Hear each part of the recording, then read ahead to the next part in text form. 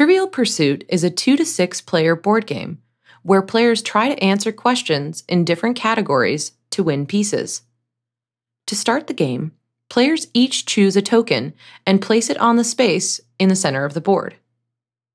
Then, each player rolls a die, and the player who rolls the highest number goes first. On a player's turn, they roll the die and move that number of spaces on the board. Players can move clockwise or counterclockwise.